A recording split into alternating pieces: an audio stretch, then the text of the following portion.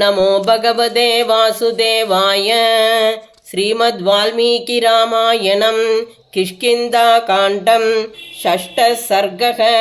भूषणप्रत्यभिज्ञानं पुनरेवाब्रवीत् प्रीतः सुग्रीवो रघुनन्दनम् अयमाख्याति मे राम सचिवो मन्त्रिसत्तमः।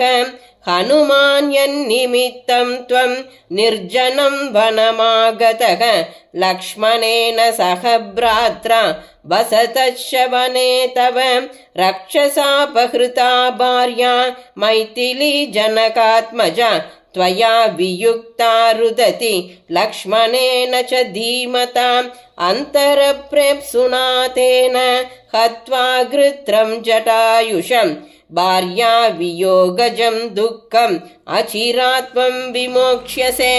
अहं तामानयिष्यामि नष्टां वेदश्रुतिं यथा रसातले वा वर्तन्तीं वा नभस्थले अहमानीय दास्यामि तव भार्यामरिन्दम।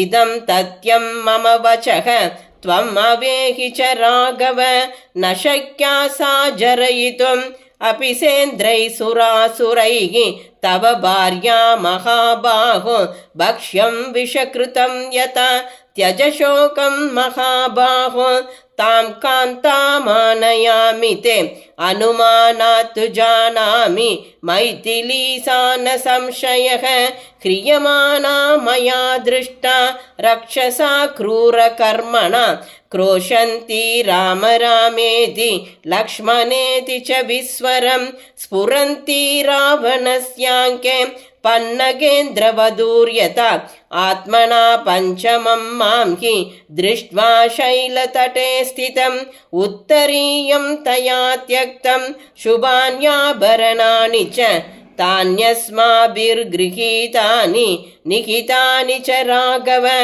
आनयिष्याम्यहं तानि प्रत्यभिज्ञातुमर्हसि तमब्रवीत् ततो रामः सुग्रीवं प्रियवादिनम् आनयस्व सखे शीघ्रं किमर्थं प्रविलम्बसे। एवमुक्तस्तु सुग्रीवः शैलस्य गहनां गुहां प्रविवेश ततः शीघ्रं राघवप्रियकाम्यया उत्तरीयं गृहीत्वा तु शुभान्याभरणानि च इदं पश्येति रामाय दर्शयामास वानरः।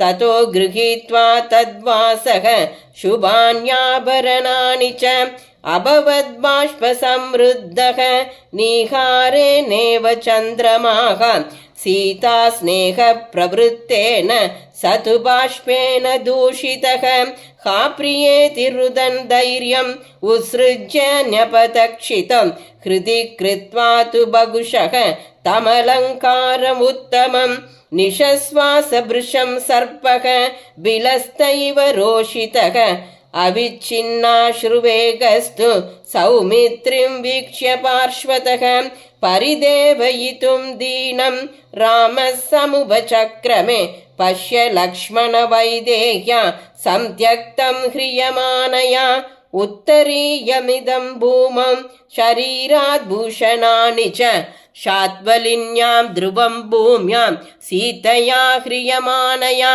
उत्सृष्टं भूषणमिदं तथा रूपं हि दृश्यते। एवमुक्तस्तु रामेण लक्ष्मणो वाक्यमब्रवीत् नाहं जानामि केयूरे नाहं जानामि कुण्डले नूपुरे त्वभिजानामि नित्यं पादाभिवन्दनान्। ततः स राघवो दीनः सुग्रीवम् इदमब्रवीत् ब्रूहि सुग्रीवकं देशं ह्रियन्ती लक्षिता त्वया रक्षसा रौद्ररूपेण मम प्राणै प्रिया प्रिया क्व वा वसति तद्रक्षः महद्व्यसनदं मम यन्निमित्तमहं सर्वान् नाशयिष्यामि राक्षसान् हरता मैथिलीं येन मां च रोषयता भृशम् आत्मनो जीवितान्ताय मृत्युद्वारमपावृतम् मम दयिततरा हृदा वनान्ताद् रजनिचरेण विमध्ययेन स कथय मम रिपुं त्वमद्य वै प्लवगपदे यमसन्निधिं नयामि। इत्यार्षे श्रीमद् रामायणे वाल्मीकिये आदिकाव्ये चतुर्विंशतिसहस्रिकायां संहितायां किष्किन्धाकाण्डे भूषणप्रत्यभिज्ञानं नाम षष्ठः सर्गः। श्रीदाशरथाय विद्महे सीतावल्लभाय धीमहि तन्नो राम प्रचोदयात्। जानकीकान्तस्मरणं जय जय राम राम।